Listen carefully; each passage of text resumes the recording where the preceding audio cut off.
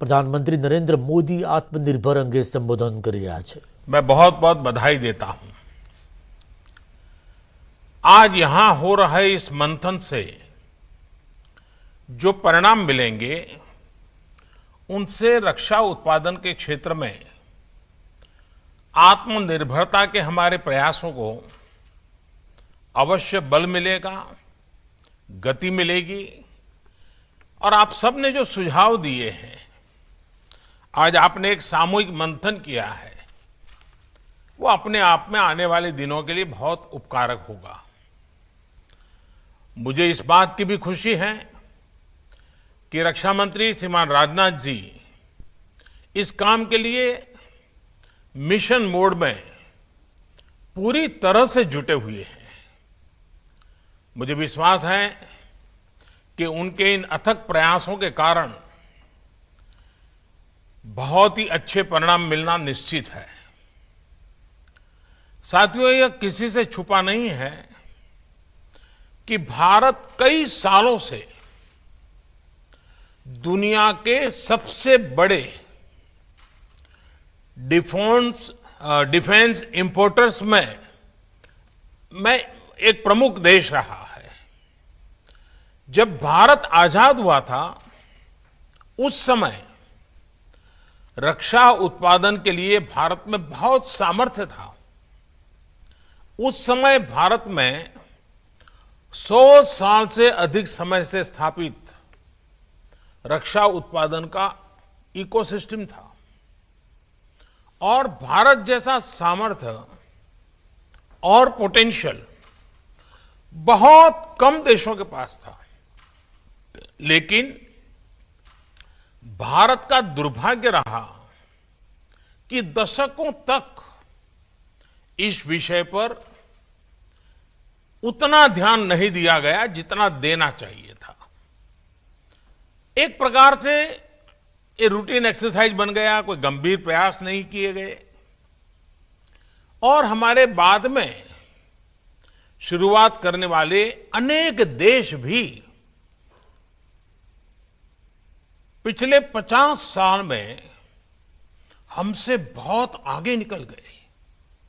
लेकिन अब स्थिति बदल रही है। पिछले कुछ वर्षों में आपने अनुभव किया होगा कि हमारा प्रयास इस सेक्टर से जुड़ी सभी बेड़ियां तोड़ने का एक निरंतर प्रयास है। हमारा उद्देश्य है कि भारतीय में मैन्युफैक्चरिंग बढ़े, नई टेक्नोलॉजीज का भारत में ही विकास हो और प्राइवेट सेक्टर का इस विशेष क्षेत्र में अधिकतम विस्तार हो। और इसके लिए लाइसेंसिंग प्रक्रिया में सुधार, लेवल प्लेइंग फील्ड की तैयारी, एक्सपोर्ट की प्रक्रिया का सरलीकरण, ऑफसेट के प्रावधानों में सुधार, ऐसे अनेक कदम उठाए गए हैं। साथियों, मेरा मानना है कि इन कदमों से भी अधिक महत्वपूर्ण है रक्षा क्षेत्र में देश में एक नई मानसिकता हम सब अनुभव कर रहे हैं। एक नई मानसिकता का जन्म हुआ है। आधुनिक और आत्मनिर्भर भारत के निर्माण के लिए रक्षा क्षेत्र में आत्मविश्वास की भावना अनिवार्य है। बहुत लंबे समय से देश में चीफ ऑफ डिफेंस स्टाफ की नियुक्ति पर विचार किया जा रहा था, लेकिन निर्णय नहीं हो पा रहा था। यह निर्णय नए भारत के आत्मविश्वास का प्रतीक है। बहुत लंबे समय तक रक्षा उत्पादन में विदेशी निवेश की अनुमति नहीं थी। श्रद्धेय अटल जी की सरकार के समय यह नई पहल की शुरुआत हुई थी। हमारी सरकार आने के बाद इसमें और सुधार किए गए और अब पहली बार इस सेक्टर में 74% तक एफडीआई ऑटोमेटिक रूट से आने का रास्ता खोला जा रहा है। यह नए भारत के आत्मविश्वास का परिणाम है। दशकों से ऑर्डिनेंस कारखानों के सरकारी विभागों की तरह ही चलाया जा रहा था। एक सीमित विजन के कारण देश का नुकसान तो हुआ ही, वहां जो काम करने वाले लोग थे, जिनके पास टैलेंट थी, कमिटमेंट था, मेहनती थे, ये हमारा बहुत ही अनुभव से संपन्न हमारा जो मेहनत करने वाला श्रमिक वर्ग वहां जो है, उनका तो बहुत नुकसान हुआ। जिस सेक्टर में करोड़ों लोगों के रोजगार के अवसर बन सकते थे, उसका इकोसिस्टम बहुत ही सीमित रहा। अब ऑर्डिनेंस कारखानों का कॉरपोरेटाइजेशन करने की दिशा में हम आगे बढ़ रहे हैं। इस प्रक्रिया के पूरा होने पर श्रमिकों और सेना दोनों को बल मिलेगा।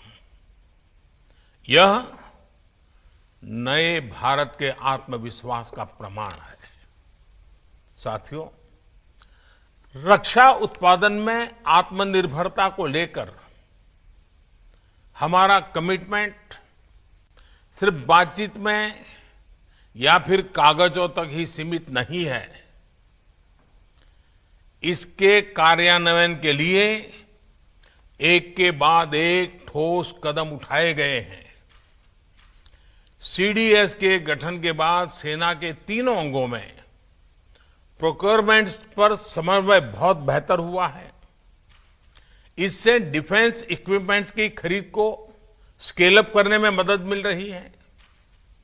आने वाले दिनों में डोमेस्टिक इंडस्ट्री के लिए ऑर्डर्स का साइज भी बढ़ने वाला है। यह सुनिश्चित करने के लिए रक्षा मंत्रालय के कैपिटल बजट का एक हिस्सा अब भारत में बने उपकरणों के लिए अलग से रख दिया गया है। हाल में आपने देखा होगा कि 101 डिफेंस आइटम्स को पूरी तरह से घरेलू खरीद के लिए सुरक्षित कर दिया गया है। आने वाले दिनों में इस लिस्ट को और व्यापक बनाया जाएगा। इसमें और आइटम जुड़ते रहेंगे। इस लिस्ट का उद्देश्य आयात को रोकना मात्र नहीं है, बल्कि भारत में उद्योगों को प्रोत्साहित करने के लिए यह कदम उठाया गया है।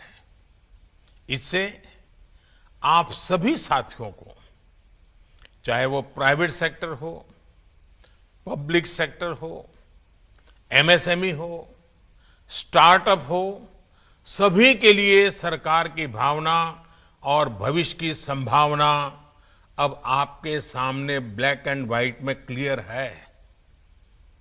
इसके साथ हम प्रोक्योरमेंट प्रक्रिया को स्पीड अप करने के लिए, टेस्टिंग की व्यवस्था को स्ट्रीमलाइन करने के लिए और क्वालिटेटिव रिक्वायरमेंट्स को रेशनलाइज करने के लिए भी लगातार काम कर रहे हैं। और मुझे खुशी है कि इन सभी प्रयासों को सेना के तीनों अंगों का बहुत ही कोऑर्डिनेटेड रूप में बहुत ही सहयोग है, एक प्रकार से प्रोएक्टिव भूमिका है। साथियों, आधुनिक उपकरणों में आत्मनिर्भरता के लिए टेक्नोलॉजी अपग्रेडेशन जरूरी है। जो उपकरण आज बन रहे हैं, उनका नेक्स्ट जनरेशन तैयार करने पर काम करना भी आवश्यक है। और इसके लिए डीआरडीओ के अलावा प्राइवेट सेक्टर में और एकेडमिक इंस्टीट्यूशंस में भी रिसर्च और इनोवेशन को प्रोत्साहित किया जा रहा है। टेक्नोलॉजी ट्रांसफर की सुविधा से हटकर फॉरेन पार्टनर्स के साथ जॉइंट वेंचर्स के माध्यम से को प्रोडक्शन के मॉडल पर बल दिया जा रहा है। भारत के मार्केट साइज को देखते हुए हमारे फॉरेन पार्टनर्स के लिए अब भारत में ही प्रोडक्शन करना सबसे उत्तम विकल्प है। साथियों, हमारी सरकार ने शुरू से ही रिफॉर्म, परफॉर्म एंड ट्रांसफॉर्म इस मंत्र को लेकर के हमने काम किया है। रेड टेपिज्म कम करना और रेड कारपेट बिछाना, यही हमारा प्रयास रहा है। ईज ऑफ डूइंग बिजनेस को लेकर 2014 से अब तक जो सुधार किए गए हैं, उनका परिणाम पूरे विश्व ने देखा है। Intellectual property, taxation, insolvency and bankruptcy, यहां तक कि स्पेस और एटॉमिक एनर्जी जैसे बहुत कठिन और जटिल ऐसे जो विषय माने जाते हैं, उन विषयों पर भी हमने रिफॉर्म्स करके दिखाए हैं। और आप तो अब भली भांति जानते हैं, पिछले दिनों लेबर लॉज में रिफॉर्म्स का सिलसिला भी लगातार जो शुरू हुआ है, चल रहा है। कुछ साल पहले तक इस प्रकार के विषयों पर सोचा भी नहीं जाता था और आज ये रिफॉर्म्स जमीन पर उतर चुके हैं। रिफॉर्म्स का यह सिलसिला थमने वाला नहीं है। हम आगे बढ़ते ही जाने वाले हैं और इसलिए न थमना भी है और न थकना भी है। न मुझे थकना है, न आपको थकना है। हमें आगे भी आगे बढ़ते रहना है और हमारी तरफ से मैं आपको बताता हूं, यह हमारा कमिटमेंट है। साथियों, जहां तक इंफ्रास्ट्रक्चर की बात है, जो डिफेंस कॉरिडोर पर तेजी से काम चल रहा है, उत्तर प्रदेश और तमिलनाडु सरकारों के साथ मिलकर state of the art infrastructure तैयार किया जा रहा है। इसके लिए आने वाले 5 सालों में 20,000 करोड़ रुपए के निवेश का लक्ष्य रखा गया है। एमएसएमई और स्टार्टअप से जुड़े एंटरप्राइज लीडर्स को प्रोत्साहित करने के लिए आईडेक्स की जो पहल की गई थी, उसके भी अच्छे परिणाम मिल रहे हैं। इस प्लेटफॉर्म के माध्यम से 50 से अधिक स्टार्टअप्स ने सैन्य उपयोग के लिए टेक्नोलॉजी और प्रोडक्ट्स को विकसित किया है। साथियों, मैं एक और बात आपके सामने खुले मन से रखना चाहता हूं। आत्मनिर्भर भारत। तो बुलेटिનમાં અત્યારે બસ આટલું જ। નમસ્કાર।